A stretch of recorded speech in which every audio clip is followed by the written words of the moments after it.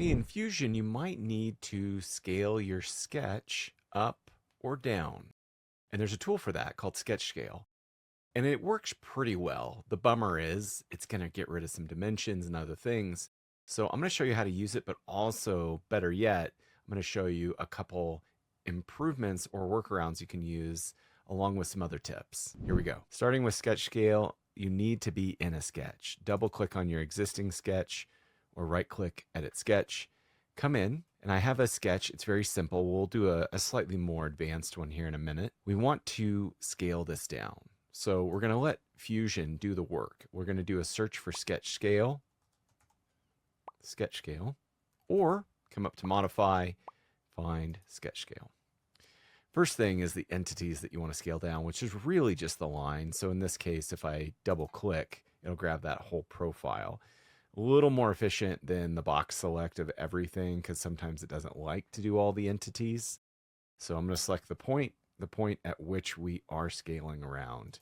I have not seen a lot of variation here from selecting different points. So I'd love to hear from the community if you know a better way or what the points really does, because I haven't seen much difference in the behavior. Okay, there's a slider. You can drag it up and down to scale it up and down. Or you can come over and think of this as your multiplication factor. So if you had an object that's 10 inches or 10 millimeters, if you multiply by 2, it's going to be 20 millimeters. So this is multiplying by 2. It's going up. Click OK.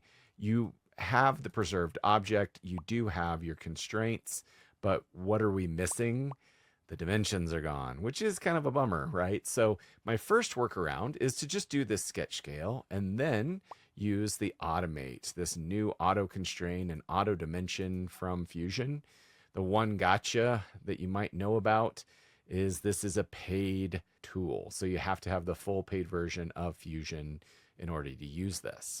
I like that one. I click OK, and now I have my dimensions back. Terrific. Now let's look at a more advanced example. I'm going to double click on this sketch. I've got a bunch of dimensions constraints going on. This is a series of arcs.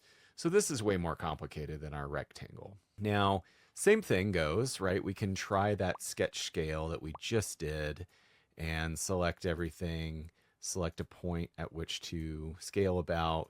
We'll scale it down just a little bit. And you can see not only did it adjust where it sits in space, which can be difficult for you, it also got rid of all those dimensions. And of course we can, now use the automate like we just did. Now, because this is more advanced, I'm not getting exactly the same dimensions that I had, which is a bummer. So let's talk about my favorite method of how we could do this. And this does not need the paid version of Fusion because you don't have to use automate for this workaround I'm about to teach you. All right, so if you go up to modify and go to parameters, what I'm going to do is I'm going to multiply all of these by the scale factor that we want. And in order to do this, I'm going to first add a brand new scaling tool. So you could call this sketch scale, you could call this scale, you could call this factor, you can call this whatever you want, just as long as it makes sense to you. Now, I will set it to no units because it's not in millimeters. This is just simply a multiplication tool. One thing that's important right here, hit 1. Do 1 because you don't want anything changing yet. We'll do that in a little bit. Okay, so what I want to do is go to each one and do multiplied by scale. And there's that. So I'm going to try to copy and paste that.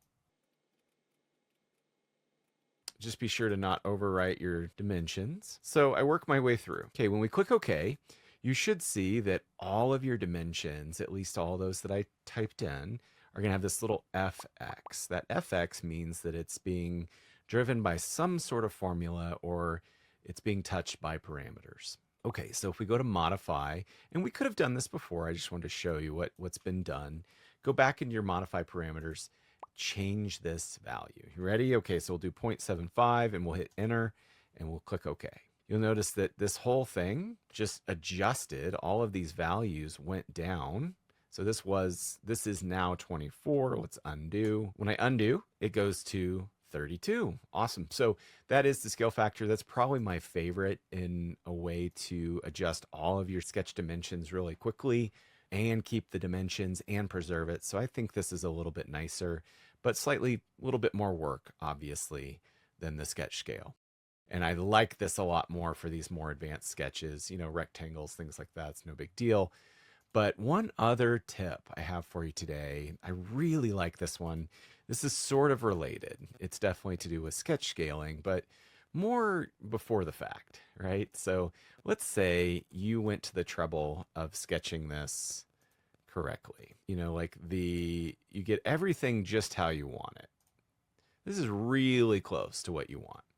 But you realize that when you look at this value, 19 millimeter, it's supposed to be 38, right? It's supposed to be twice as big, half as big. It doesn't really matter. It's not the right scale, but it's the right shapes. So in order to preserve this, there's this really cool feature.